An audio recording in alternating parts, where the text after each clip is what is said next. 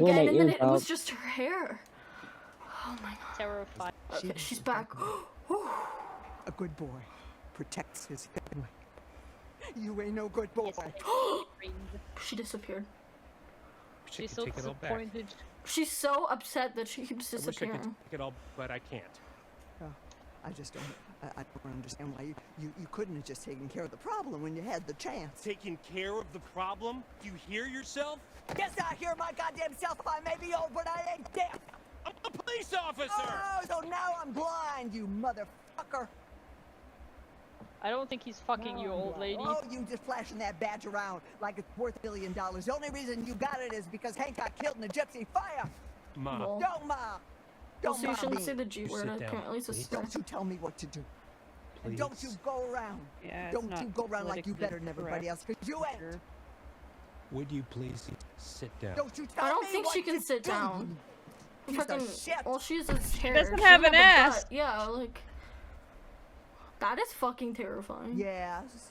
Like, could you imagine just you asked her to sit down This and the is game where her responds hair to the fact was that the she's entire only time. See hair? the She was shadow bald. of her feet. That's What creepy. have I walked into? You've walked into a wig for me. Penis got me. Penis got me moaning. Stick that big D in my ass. Come gang, come shot. Big dick, big come stay. Who's straight? No way. Penis game, check my mood, eh? Squirt, squirt. Penis got me booty up like it rub. The DisQUARRY of Disappointment, a triple review of the Quarry, a collaborative rant by 3 people who clearly need therapy more than this game does. Yahtzee clone. Ah, the Quarry, yet another episode in Supermassive's increasingly predictable anthology of beautifully lit disappointment. It's like Until Dawn put on a fake mustache and thought nobody would notice.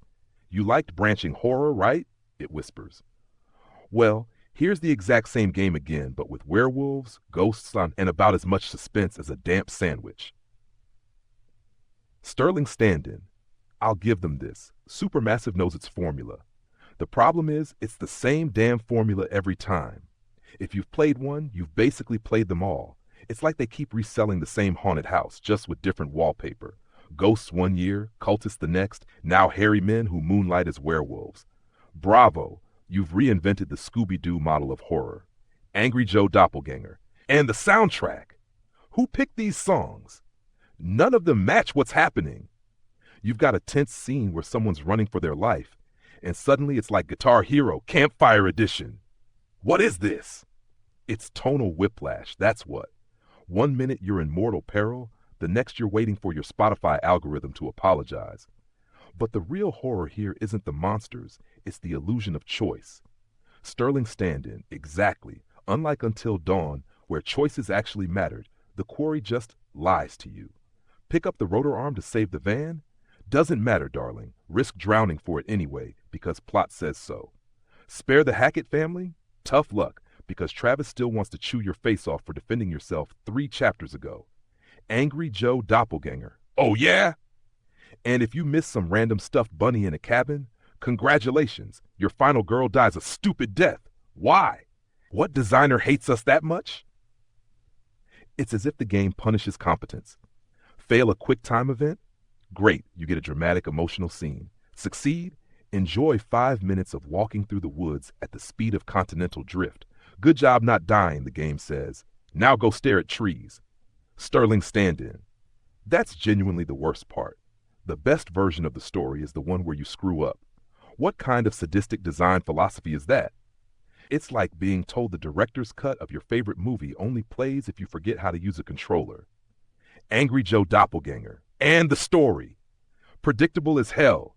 You see every twist coming 5 miles away. The characters are dumber than a bucket of drywall. I mean, who walks into a creepy forest at night after hearing a monster scream and says, "We should split up"? Yacht's clone. Probably the same people who walk slower than tax reform. Exploration in this game is like steering a shopping cart with 3 broken wheels. And for what? 90% of the rooms have nothing of value in them, unless you count empty time as a collectible. Sterling stand-in. And don't get me started on the tarot cards. They're supposed to be your guide, but they mostly tell you things you already knew, like don't die horribly, or beware of sharp teeth. Thank you, Madam Obvious.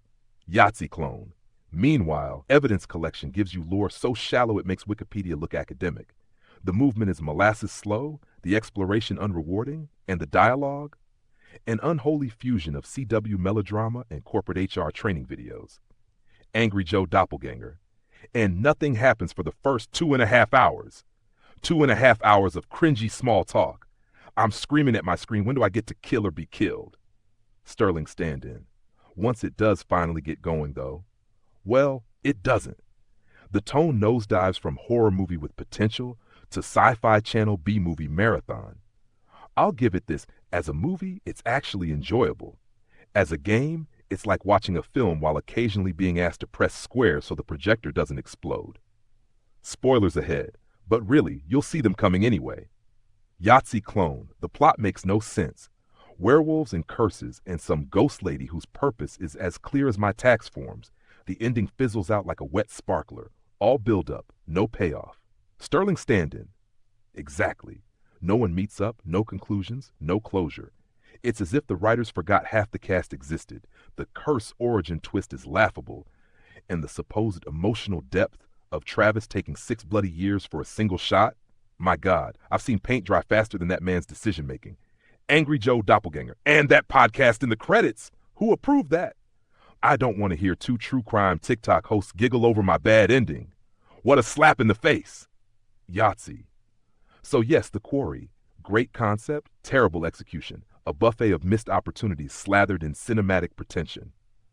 Sterling stand-in. It's got potential, sure, but potential doesn't excuse laziness. It's like an Oscar bait horror that forgot it was supposed to be a game.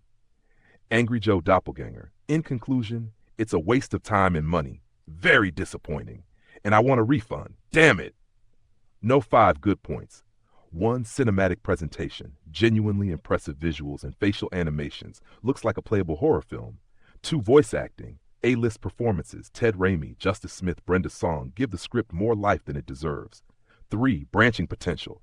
On paper, the web of choices is fascinating, even if the payoff is garbage. 4 atmosphere and lighting, the game nails the summer camp horror vibe perfectly. 5 accessibility options. QT simplification, movie mode, and difficulty assist make it friendly to all players. Now 5 bad points. 1 fake choices. Decisions rarely matter. The illusion of consequence collapses on replay. 2 pacing. 2.5 hours of slow burn before anything interesting happens. 3 terrible soundtrack and tone. Music constantly undercuts the mood. 4 predictable story and dumb characters. The mystery is telegraphed, and the cast lacks basic self-preservation instincts. 5 technical and structural issues. Awkward movement, pointless exploration, bad optimization on some platforms. Bonus talking points. Best route equals worst story. The most interesting content hides behind failure, which defeats the whole purpose of player agency. Tarot system could have been brilliant. If the readings were deeper or reactive, they could have enhanced replayability. Emma and Abby's hidden scenes. These should have been core story beats, not locked behind obscure QT results. Potential sequel setup. The open-ended finale suggests Supermassive might return to Hackett's Quarry, but please learn pacing first. Moral of the story. Horror thrives on tension, not tedium, and no amount of motion capture can fix boring writing.